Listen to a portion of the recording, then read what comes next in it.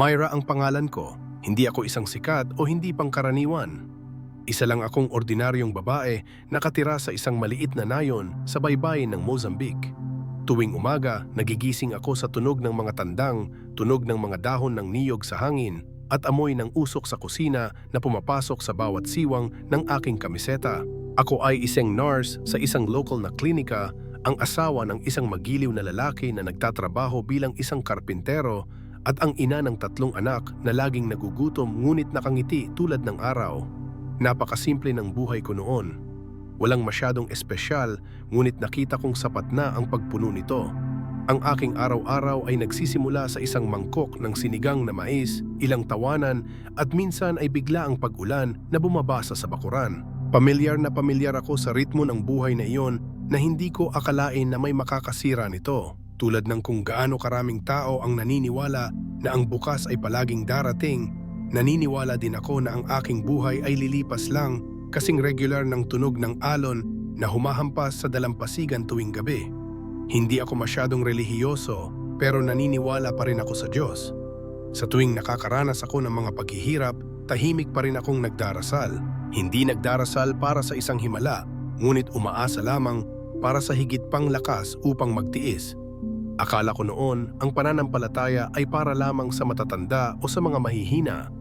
But then I started to realize, minsan pananampalataya na lang ang natitira kapag lahat ng bagay sa paligid ay gumuho.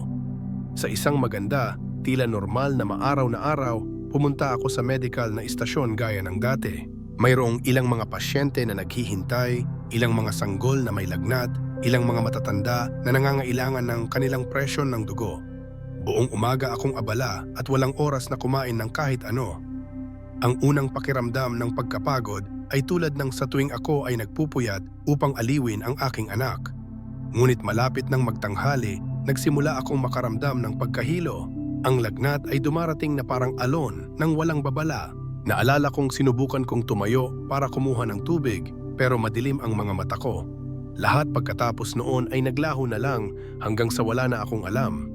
Pagkagising ko, kung matatawag man itong paggising, wala na ako sa dati kong pwesto. Pero mamaya ko nasasabihin sa'yo, ang gusto kong maunawaan mo ay hindi ito nangyayari sa malayo. Nangyari ito sa akin.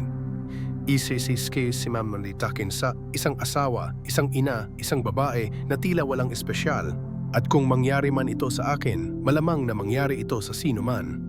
Ang ating buhay ay maaring maging napakapayapa na iniisip natin na tayo ay ligtas. Pero sa totoo lang, minsan sa tila pinakaordinaryong sandali, may mga nakatagong hindi inaasahang pagbabago. At pumasok ako sa ganoong turning point. Nang walang babala, nang walang anumang ingay, basta nilisan ko ang mundong ito nang walang iniisip na babalik ako. Hindi ko alam kung kailan ako umalis sa mundong ito. Walang mga sirena, walang maliwanag na ilaw tulad ng sa mga pelikula, at walang takot. Natahimik lang ang lahat, parang may pinatay ang switch ng buhay ko sa katahimikan. Walang sakit, walang takot. Kakaibang katahimikan lang, sobrang komportable na akala ko umiidlip lang ako, umidlip sa gitna ng nakakapagod na araw ng trabaho.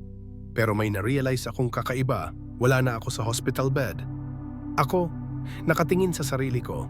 Nakita ko ang aking katawan na nakahandusay, hindi gumagalaw, ang mga tubo ay nakagapos, ilang mga nurse na sinusubukang tawagin ang aking pangalan. Umiling ang isang nalilitong batang doktor. I stood there, or rather, nandoon na hindi man lang naramdaman ang katawan ko. Magaan ang pakiramdam ko, walang bigat o gusot tulad noong nabubuhay ako. Para akong natanggalan ng lahat ng pisikal na limitasyon, lahat ng pagod, lahat ng alalahanin na minsang bumigat sa aking mga balikat.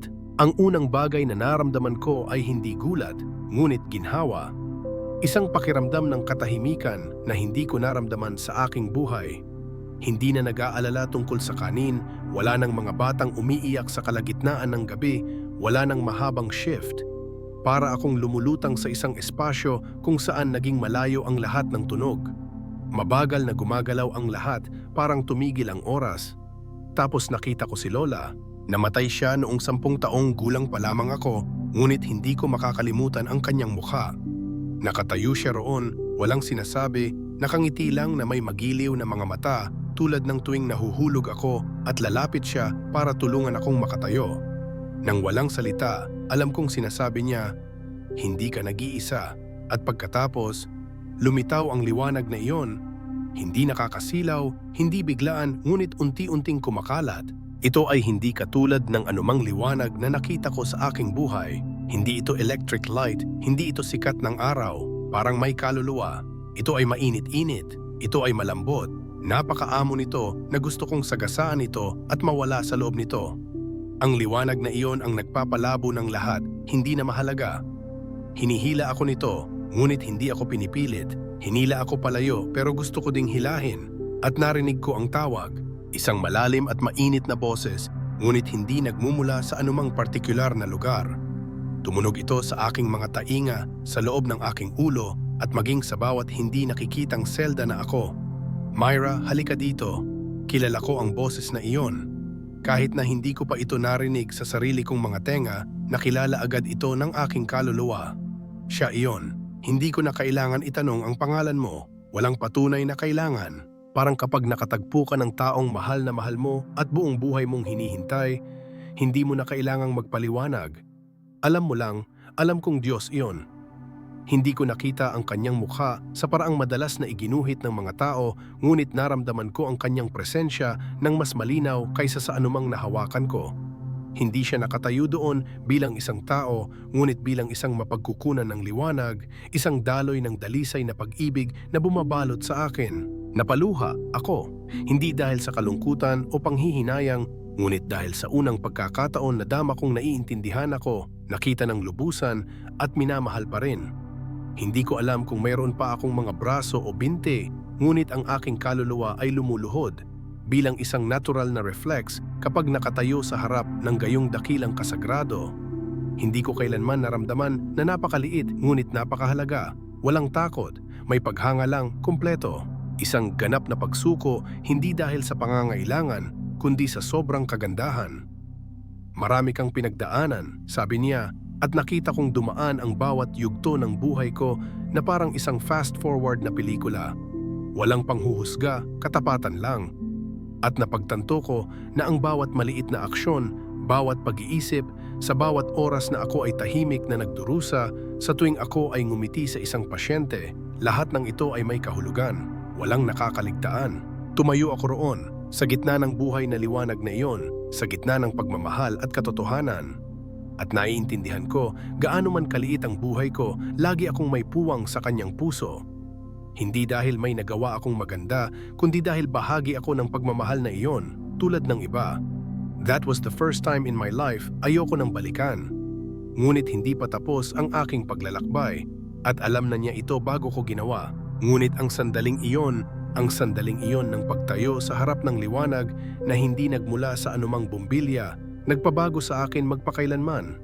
Dahil pagkatapos mahawakan ang katotohanan, hindi ka na mabubuhay ng pareho. Kahit bumalik ka, hindi na kayo magiging katulad ng dati. Hindi ko alam kung gaano ako katagal nakatayo sa liwanag na iyon. Sa lugar na iyon, tila walang kahulugan ang oras. Walang mga orasan, walang pagsikat o paglubog ng araw. There was just presence and love so overwhelming na akala ko matutunaw na ako. Hindi ako nagugutom, hindi ako nauuhaw, wala akong mga pangangailangan tulad noong ako ay nabubuhay. At ang kakaiba ay hindi na ako walang laman. Ang mapurol na pakiramdam ng pagkabigo na sumunod sa akin sa loob ng maraming taon, isang pakiramdam na hindi ko matukoy ang pangalan, ngayon ay ganap na nawala. May nahanap ako o sa halip, natagpuan ako, nandiyan ang Diyos.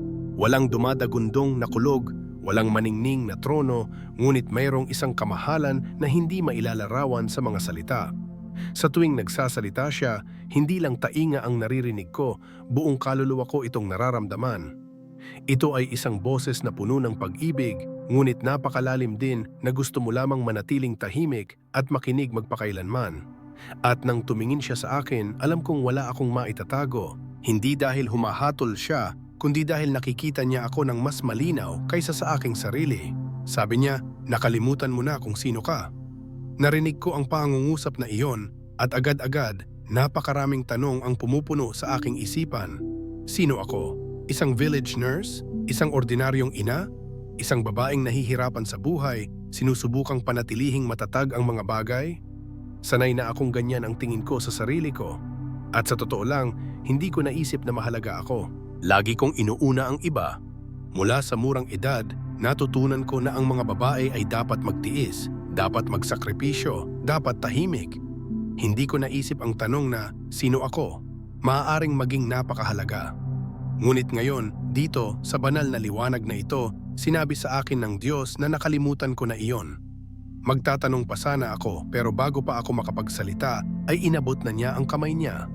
Huwag mo akong hawakan, iangat mo lang ito ng bahagya, at nagsimulang magbago ang tanawin sa paligid ko. Nakikita ko ang sarili ko bilang isang bata. Isang payat, maitim na kayumangging batang babae ang nakaupong mag-isa sa ilalim ng lilim ng puno ng mangga sa likod ng kanyang bahay. Namumula ang mata ko, kakabuli ko lang kasi ng ibang bata. Naaalala ko pa noong hapong iyon. Tumakas ako dahil natatakot akong mapintasan, dahil naniniwala akong hindi ako sapat, hindi maganda, hindi sapat na kaibig-ibig. At pagkatapos ang sumakal sa akin, ay nang makita ko ang aking sarili sa mga mata ng Diyos. Hindi niya nakita ang isang mahinang batang babae, ngunit nakita niya ang isang kaluluwang kumikinang na parang perlas. Isang matapang na babae, puno ng potensyal, ngunit natatakpan ng takot na itinatanim sa kanya ng iba. Napatingin ako sa eksenang iyon at napaluha. Pagpapatuloy niya, dala mo ang takot na iyon sa buong buhay mo, hinahayaan mong ipinta ng mga salita ng ibang tao ang iyong imahe sa iyong mga mata. Hindi mo na nakikita ang iyong sarili gaya ng nakikita ko sa iyo. Nagawa kong balikan kahit ang mga sandali sa buhay ko na minsan ay itinuturing kong walang kwenta. Isang beses tinulungan ko ang isang matandang babae na tumawid sa kalsada. Isang beses binigay ko ang huling tinapay sa isang kakaibang babae. Ang mga sandaling iyon ay lumitaw hindi lamang bilang mga imahe, ngunit bilang mga alon ng liwanag na kumakalat sa malayo. Hinahawakan ng iba, binabago ang mga ito nang hindi ko namamalayan. Ipinakita niya sa akin ang mga taong gumaling dahil lang sa pagngiti ko sa kanila. Mga taong hindi nagpapakamatay dahil lang sa isang malumanay na paangungusap na minsan kong binitawan. Bawat isang bagay na gawa ko ay may kahulugan. At sinabi niya, akala mo isa ka lang butil ng buhangin, ngunit sa akin isa kang sansinukob.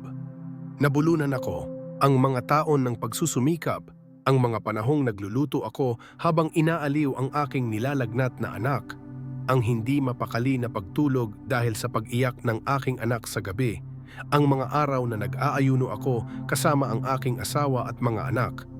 Lahat ng mga bagay na tila hindi kilala, naaalala ng Diyos. Walang natira kahit isang piraso. Ngunit Myra, patuloy niya, hindi lang kita nilikha para magdusa, nilikha kita para mabuhay, upang magmahal, upang alalahanin ang liwanag sa loob mo. Kinilig ako, hindi ko na alam kung may natitira pang liwanag sa puso ko. Napagod na ako, ngunit pagkatapos ay hinipo niya ako, hindi ng kanyang mga kamay, ngunit sa kanyang presensya. Isang daloy ng mainit na liwanag ang kumalat, na dumampi sa bawat putol na bahagi sa loob ko na para bang inaayos ang mga punit na lugar na itinago ko sa loob ng napakaraming taon. Nakita ko ang mga bagay na pinangarap ko bilang isang batang babae. Upang makakuha ng edukasyon, magsulat ng mga libro, upang matulungan ang ibang kababaihan na malampasan ang kahirapan. Pakiramdam ko dati ako ay isang babaeng may malaking puso, ngunit unti-unting lumiit dahil sa sobrang hirap ng buhay. At mahina lang ang sinabi niya, hindi mo ito nawala, nakalimutan mo lang. Bigla kong naintindihan, ang higit na nagpapahirap sa atin ay hindi ang mga pangyayari, ngunit kapag nakalimutan natin kung sino talaga tayo. Kalimutan na minsan nating hinangad na mamuhay ng isang napakatalino. Kalimutan na tayo ay karapat-dapat na mahalin, hindi dahil sa ating ginagawa, kundi dahil tayo ay umiiral. Tumingala ako sa kanya. So, ano ang dapat kong gawin ngayon? Napangiti siya. Tandaan mo, at saka tulungan mo rin ang iba na makaalala. Hindi ako nakaimik. Hindi ko akalain na may misyon ako. Ngunit habang nakatayo ako roon, sa gitna ng liwanag at walang kondisyong pag-ibig, naging malinaw sa akin, hindi ito isang ilusyon. Ito ay isang katotohanan na ang bawat tao ay ipinanganak na may layunin. Hindi lahat ay nagiging bayani, ngunit ang bawat isa ay may kanya-kanyang bahagi na gagampanan sa mas malaking larawan. Nakikita ko ang bawat kaluluwang lumulutang, nababalot ng alikabok, mga suso ng alikabok mula sa pananakit, mula sa mga inaasahan, mula sa malupit na mga salita na minsang ibinato sa kanila ng mga tao. At naiintindihan ko, hindi ko kailangang iligtas ang sinuman. Kailangan ko lang buhayin muli ang kanilang mga alaala na sila ay minsang naging liwanag. Aniya, hindi ko kailangan ng kadakilaan, kailangan ko lang maging totoo. May nakita akong babaeng naglilinis ng sahig sa ospital, walang nakapansin sa kanya. Ngunit bawat isa sa kanyang banayad na pamunas ay nagliliwanag sa kaharian ng mga espiritu dahil ginawa niya ito ng may pagmamahal. Nakita ko ang isang binata na nagbibigay ng pagkain sa kanyang matatandang magulang, maliwanag din ang liwanag na iyon. Nakita ko ang isang ina na inaalo ang kanyang umiyak na anak sa kalagitnaan ng gabi. At ang liwanag mula sa yakap na iyon ay umabot sa langit. Napaluha ako. Dahil sa unang pagkakataon, naunawaan ko. Ang buhay na ito ay hindi isang kompetisyon. Isa itong pagkakataon, ang magmahal, upang bumalik sa iyong tunay na kalikasan, upang alalahanin kung ano ang nakalimutan natin sa gitna ng lahat ng ating mga alalahanin, na tayo ay nilikha mula sa pag-ibig at dinadala pa rin natin ang pag-ibig na iyon gaano man tayo pagod ng mundo. Hindi na ako naliliit. Pakiramdam ko ay binibigyan ako ng pagkakataon. Hindi para maging ibang tao, kundi maging sarili ko sa pinaka-authentic na paraan. At mula sa mismong pagbabalik na iyon, maaari kong liwanagan ang daan para sa iba na nahihirapan, nagdududa, iniisip na hindi sila sapat. Hindi ko alam kung saan ako susunod. Ngunit alam kong malinaw ang isang bagay, hindi na ako malabo tungkol sa sarili kong halaga. At iyon ang unang hakbang para magkaroon ng makabuluhang buhay. At kung nakikinig ka sa akin na sabihin ito, marahil mayroon kang ganoong liwanag sa iyong puso. Baka nakalimutan mo, ngunit hindi ito umalis. Naghihintay lang na maalala mo, hindi mo kailangang maging mas mahusay kaysa sa sino man. Kailangan mo lang maging iyong sarili, ganap, mahalin ang iyong sarili, at tandaan. Nilikha ka mula sa liwanag, tulad ko, tulad nating lahat. Naisip ko na pagkatapos mahawakan ng malalim na pag-ibig na iyon, pagkatapos maalala kung sino ako, ang lahat ay titigil doon. Na manatili ako sa liwanag, magpahinga, matunaw sa kapayapaang hindi ko panaramdaman noong ako ay nabubuhay. Pero hindi, ang Diyos ay tumingin sa akin na may mga mata na parehong banayad at solemne at sinabi, "Myra, mayroon pa ring isang bagay na kailangan mong makita."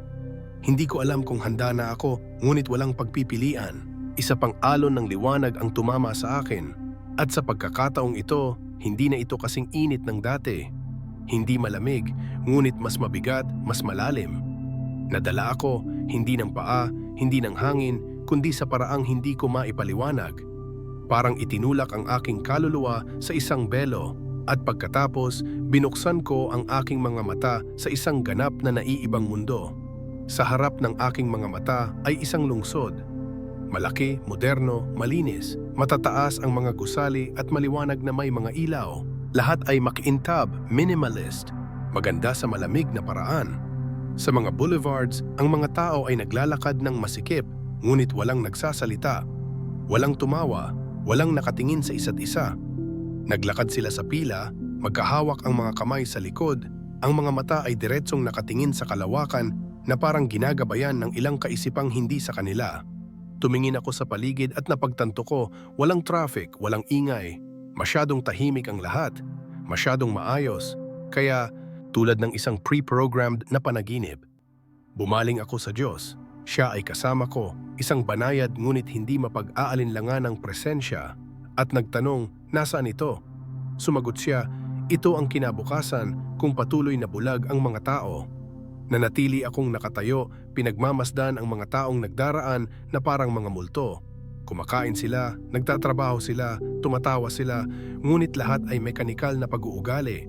Parang may switch sa ulo nila na kinokontrol ang bawat galaw. Walang malungkot, pero walang masaya, walang laman ang lahat. Dinala ako sa isang coffee shop. Isang pamilya ang nakaupo roon, ama, ina, 2 anak.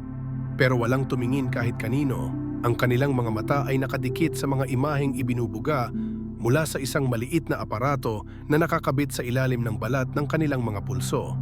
Hindi telepono, hindi salamin, ilang bagong teknolohiyang hindi ko pa nakikita. Ngunit malinaw, ito ay ganap na nag-uutos sa kanilang pansin.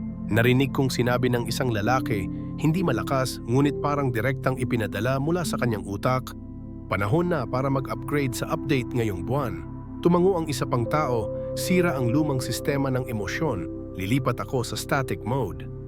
Nakaramdam ako ng panginginig sa aking gulugod. Tinanong ko ang Diyos, ano ang ginagawa nila? Bakit ito nangyayari?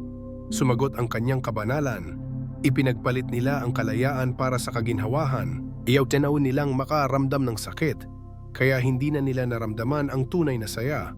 Ayaw nilang pumili, kaya ibinigay nila ang lahat ng pagpipilian sa isang matalinong sistema.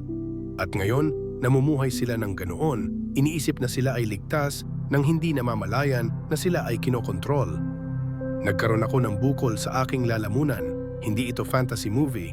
Nakikita ko sa sarili kong mga mata ang isang hinaharap kung saan nakalimutan na ng mga tao kung paano maging tao. Nakakita ako ng isang higanteng data center kung saan milyon-milyong signal mula sa mga tao ang bumuhos sa bawat segundo.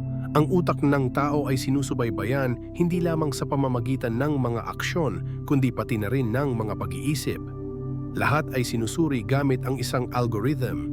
Sino ang emotionally unstable? Sino ang nag-iisip ng iba? Sinong hindi na fit? Lahat ay binago, na-reprogram o inalis sa system. Tinanong ko, hindi ba nila alam? Sumagot ang Diyos, akala nila umuunlad na sila. Pinangakuan sila ng mas mahabang buhay, mas malusog na buhay, walang kabagabagan, walang argumento. At naniwala sila. Dahil ito ay mas madali kaysa sa pagharap sa katotohanan na ang pagdurusa ay isang sagradong bahagi ng paglaki.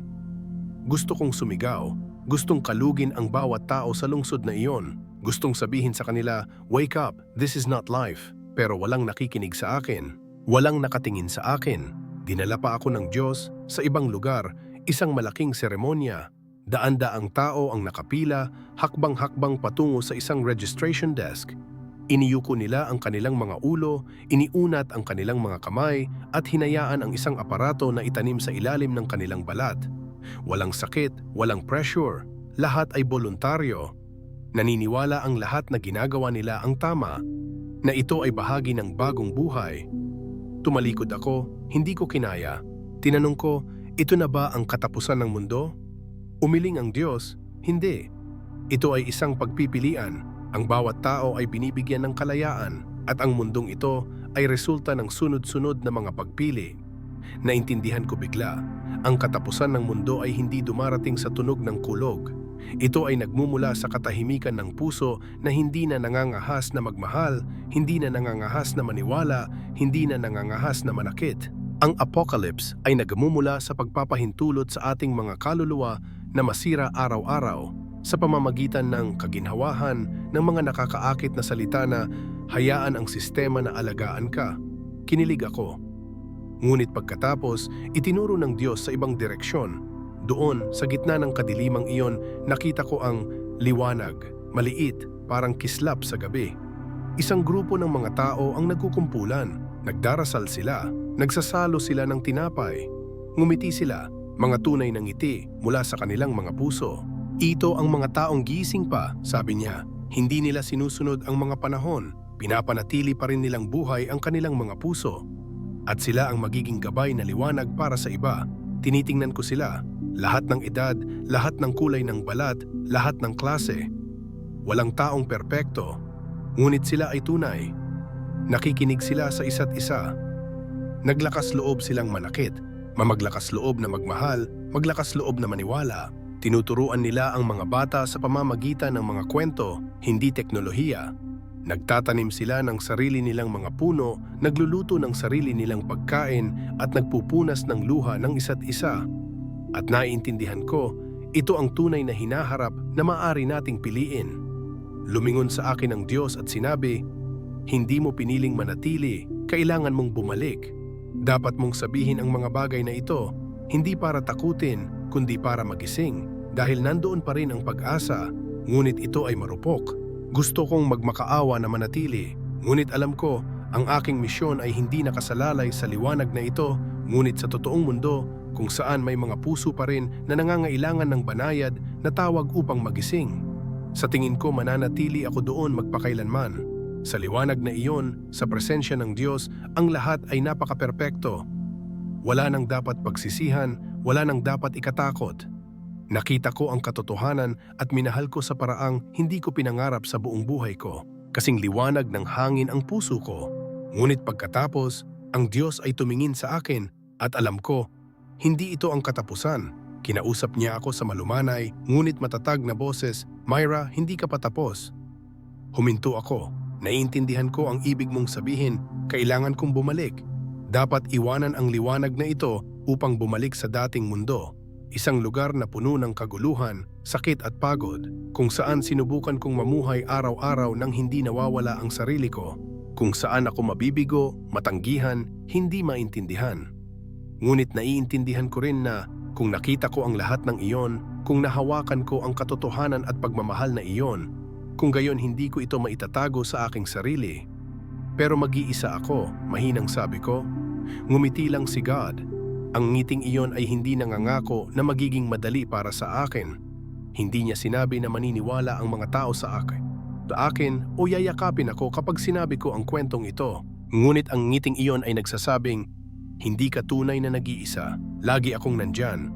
At pagkatapos, naramdaman ko ang aking katawan. Parang itinulak sa masikip na kwarto pagkatapos lumangoy sa karagatan. Narinig ko ang tunog ng makinarya, isang nasasakal na sigaw, may tumatawag sa aking pangalan, malabo na parang umaaling-aungaw mula sa malayo. At binuksan ko ang aking mga mata. Puting-puti ang ilaw sa kwarto ng ospital, ang bigat at sakit ng katawan ko, pero alam kong nakabalik ako. Alam ko kung bakit ako nabubuhay pa. Sa mga sumunod na araw, hindi ako nakaimik. Sinasabi ko ang kwentong iyon sa sinumang makikinig. May mga tumango, may nagdududa, may bahagyang ngumiti at iniba ang usapan.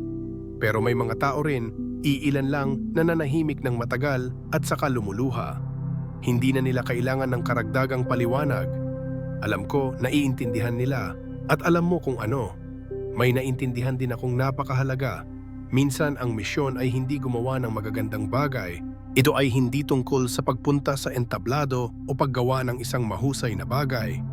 Ngunit simpleng pamumuhay ng totoo, namumuhay ng may pag-iisip, namumuhay ng may bukas na puso, kahit na lumiwanag lamang sa isang maliit na sulok sa paligid mo. Hindi pa ako tapos. At ikaw din, kung maaari ka pa ring huminga, makakaramdam ng sakit at maantig ng isang bagay, kung gayon ay nagdadala ka pa rin ng liwanag sa loob mo. Huwag hayaang kumbinsihin ka ng sinuman na ikaw ay normal, dahil walang ipinanganak para lang umiral. Lahat tayo ay ipinanganak upang lumiwanag. Kung narinig mo na ito, marahil sa isang lugar sa iyong puso ay humihikbi ka rin. Hindi dahil sa espesyal ang kwento ko, kundi dahil may parte sa loob mo na napagtanto na ganoon din ang naramdaman mo, ang hindi malinaw na pakiramdam na ako ay ipinanganak upang mabuhay ng isang bagay na mas malalim, mas makabuluhan, ngunit nalunod sa gitna ng araw-araw na pag-aalala. Naiintindihan ko, kasi ganyan din ako dati.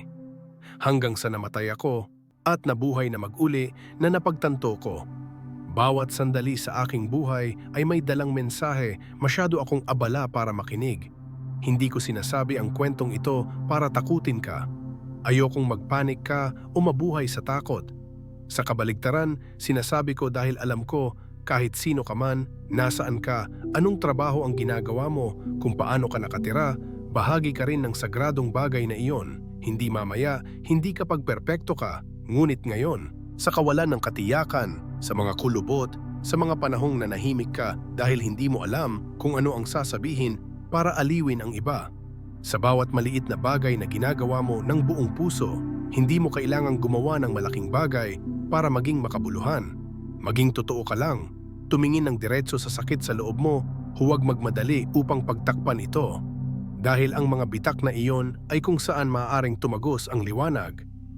Maging mabait sa taong hindi mo kilala, patawarin mo ang iyong sarili. Maglakas loob na magmahal kahit na ang puso mo ay wasak. Ang mga bagay na iyon, tila maliit, ay kung paano ka maghasik ng liwanag sa buhay. At kung nakita mo ang iyong sarili na pagod o nawala, huwag mag-alala. Hindi naman sa mahina ka, senyales yan na buhay ka pa. Dahil ang tunay na malalakas ay hindi yung laging nakangiti, kundi yung naglalakas loob na maging tapat sa kanilang kahinaan. Kung mas maglakas loob kang aminin na kailangan mo ng liwanag, mas maraming liwanag ang makikita mo. Hindi ako kahit sinong espesyal. Isa lang akong taong pinaalalahanan na ako ang liwanag. At naniniwala ako, kung nagbabasa ka o nakikinig dito, malamang na kailangan mo rin ng ganitong paalala. Hindi para baguhin ang mundo, ngunit para lamang tandaan na hindi ka kailanman naging isang nawalang patak sa karagatan. Ikaw ang karagatan na nakapaloob sa isang patak ng tubig, puno ng halaga, kapangyarihan at kahulugan. Magdahan-dahan tayo ng kaunti, tingnan mo ang iyong minamahal ng kaunti pa. Magsabi ng mga salita ng pag-ibig hanggat kaya mo. Dahil iyong mga simpleng bagay, ganyan ka magtanim ng mga binhi. At isang araw, kapag hindi mo inaasahan, ang mga binhing iyon ay mamumukadkad sa isang hardin ng bulaklak. Hindi lamang sa iyong puso, kundi sa puso ng lahat ng iyong naantig.